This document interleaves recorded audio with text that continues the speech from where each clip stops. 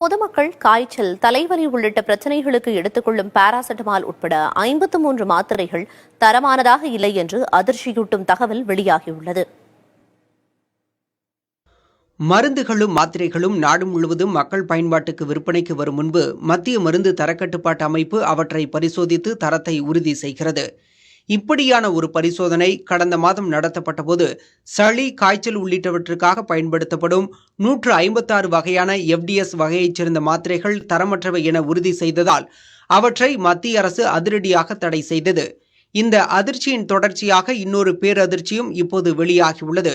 Calcium, vitamin D3, vitamin C குறைபாடு, சர்க்கரை வியாதி, உயர் இரத்த அழுத்தத்திற்கான மாத்திரைகள் உட்பட 53 மாத்திரைகள் நிர்ணயிக்கப்பட்ட தரத்தில் இல்லை என்பது அண்மையில் நடத்தப்பட்ட ஆய்வில் உறுதியாகியுள்ளது.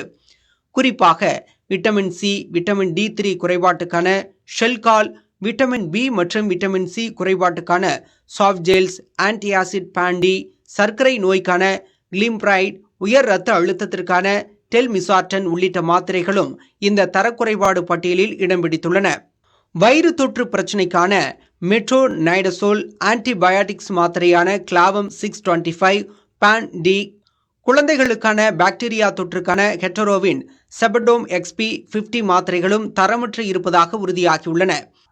இதேபோல பொதுமக்கள் வெகு சாதாரணமாக பயன்படுத்தும் கர்நாடகா ஆன்டிபயாட்டிக்ஸ் மற்றும் பார்மாசூட்டிக்கல் லிமிடெட் நிறுவனத்தின் பாராசிட்டமல் மாத்திரையின் தரத்திலும் குறைபாடுகள் கண்டுபிடிக்கப்பட்டுள்ளது.